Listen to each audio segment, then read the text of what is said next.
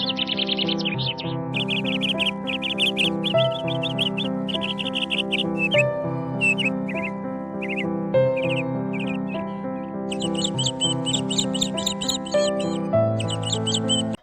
பிரியமானவர்களே, பனிமே மத ஜபக்குழுவின் காலை பணித்துளி நிகழ்ச்சி வழியாக உங்களை சந்திப்பதில் மகிழ்ச்சி அடைகிறேன். இந்த தியானத்தின் கடவுள் பணித்துளிகள் ஒவ்வொரு நாளும் நம்மை நனைத்து அவர் பிரசனத்திலும் இறை வார்த்தையில் வளர்வோம், வாழ்வை வெற்றியாக்குவோம், சிந்திப்போம், வாழ்வாக்குவோம்.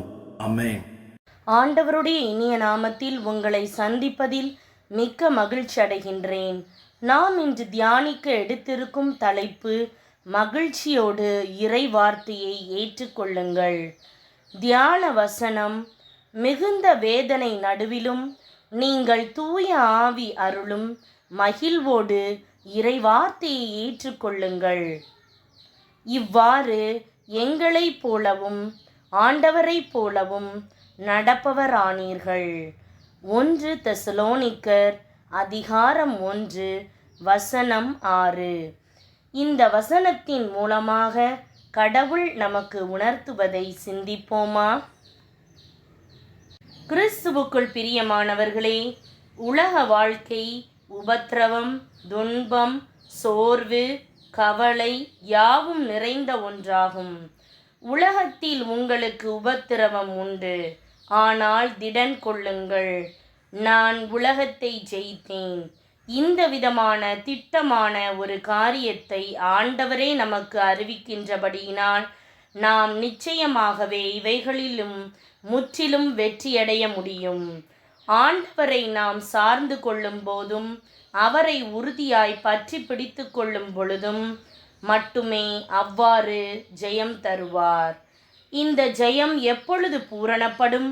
பரிசுத்த ஆவியினால் நாம் நிறைந்து ஆண்டவருடைய வழிகளுக்கு சுத்தத்திற்கு நம்மை முற்றிலுமாய் அர்ப்பணிக்கும் பொழுது பரிசுத்த ஆவியின் நிறைவு ஆண்டவராலேயே நமக்கு அருளப்படுகின்றது. அதன் மூலமாய் உபத்திரவத்திலும் சந்தோஷத்தையும் உலகம் தரக்கூடாத சமாதானத்தையும் ஆண்டவர் கொடுக்கின்ற அருமையான கிறிஸ்தவ வாழ்க்கையையும் பெற்றுக்கொள்ளலாம். ஒரு ஊழியர் கடவுளுக்கென்று இரவும் பகலும் கடுமையாக உழைப்பார்.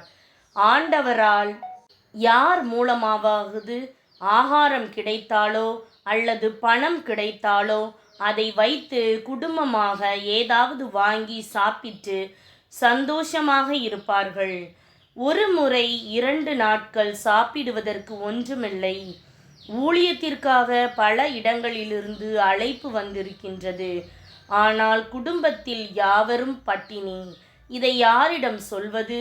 கடவுளிடம் மட்டும் சொல்லிவிட்டு அவர் காண்பித்த ஊழியத்தின் பாதையில் உண்மையும் உத்தமமாய் தொடர்ந்து செய்தார். கடவுள் அதை கவனித்தார். அதன் பலனாக ஒரு பெரிய ஊழியத்தை பொறுப்பாக அவருடைய கையிலே கொடுத்தார்.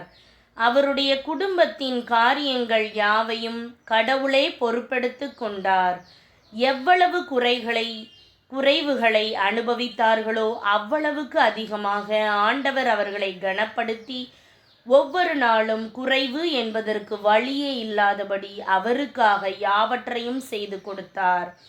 அது மட்டுமன்றி பரிசுத்த ஆவியின் நிறைவையும் அளவில்லாமல் தந்து தன் ஆன்மீக வரங்களாலும் வல்லமையாலும் நிறைந்து சொல்லி முடியாத சந்தோஷத்தினால் நிரப்பினார்.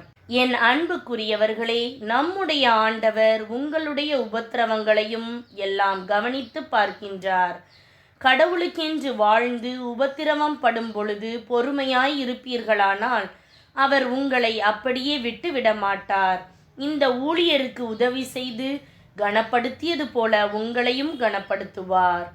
சிந்திப்போம், வாழ்வாக்குவோம். நாம் ஜெபிக்கலாமா? அன்பின் ஆண்டவரே, உபத்திரவத்தை கண்டு கொஞ்சமும் சோர்ந்து போகாமல், உம்மை விட்டு தூரமாய் விலகாமல், இன்னும் அதிகமாய் உம்முடைய தயவையும் இரக்கத்தையும் பெற்று பொறுமையோடு நீர் காண்பிக்கின்ற வழியில் இன்று முதல் நடக்க ஆசீர்வதிக்கப்பட பரிசுத்த ஆவியானவர் மூலமாய் என்னையும் பயன்படுத்தும்.